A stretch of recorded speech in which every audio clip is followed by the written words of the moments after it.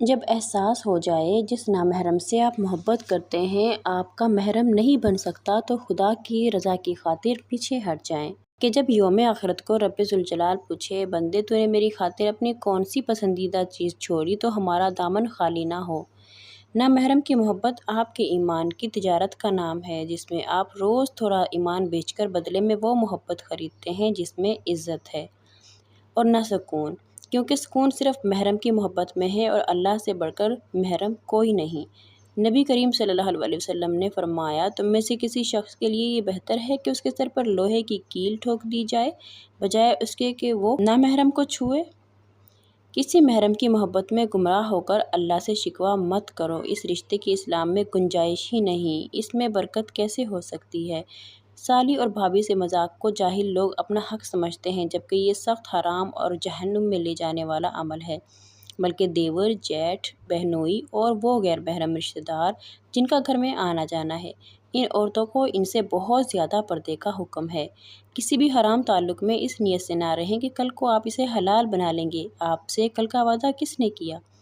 تہجد گزار لڑکی بھی اگر نامحرم کی محبت میں پڑ جائے تو برباد ہو جاتی ہے، کیونکہ نامحرم کی محبت رفتہ رفتہ انسان کو بے باک کر دیتی ہے اور بے باکی اس کا ایمان لے اڑتی ہے۔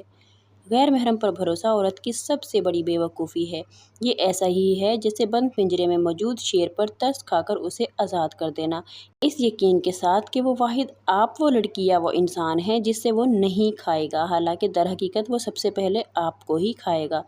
نامحرم سے باتیں کرنے میں بڑا مزہ آتا ہے، ہوش نہیں رہتا، کیا مسلمان ہونا، کیا گناہ کرنا، بس مزے لو، چپکے سے باتیں کرو، جو آخرت میں ہوگا دیکھا جائے گا۔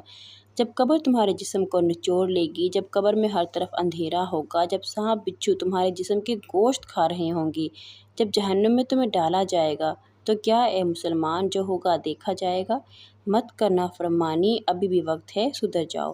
بے شک اللہ پاک کی بارگاہ میں آپ کوئی بھی دعا مانگ سکتے ہیں کیونکہ دعا کرنے میں کوئی پابندی نہیں، لیکن جس نامحرم سے آپ کو محبت ہے، آپ سے زیادہ آپ کے رب کو علم ہے کہ وہ آپ کے لیے صحیح ہے کہ نہیں، تو ہمیشہ جب بھی کسی نامحرم سے محبت ہو تو اللہ سے ایسے مانگو، اے میرے رب اگر یہ انسان میرے حق میں بہتر ہے تو اسے میرے مقدر میں لکھ دیجئے، اگر نہیں تو میرے دل و دماغ سے اس کا خیال مٹا دے، مجھے اس روگ سے آزاد کر دے۔ اپنے رب کی نافرمانی کر کے دن رات دو نامحرم کا ایک دوسرے سے فون پر گفتگو، آدھی رات کو عبادت کی بجائے دو نامحرم کے گناہ اور اس قدر اس گناہ میں ڈوب جانا کہ گناہ بھی گناہ نہ لگے۔ کیسے تم نے سوچ لیا کہ تم سکون پاؤ گے، پھر تو تمہاری محبت کی منزل جدائی اور صرف تڑپ ہوگی کیونکہ تم نے اپنے رب کی نافرمانی کی۔ نبی کریم صلی اللہ علیہ وسلم نے فرمایا جب بھی کوئی مرد کسی عورت کے ساتھ اکیلا ہوتا ہے تو ان کے ساتھ تیسرا شیطان ہوتا ہے۔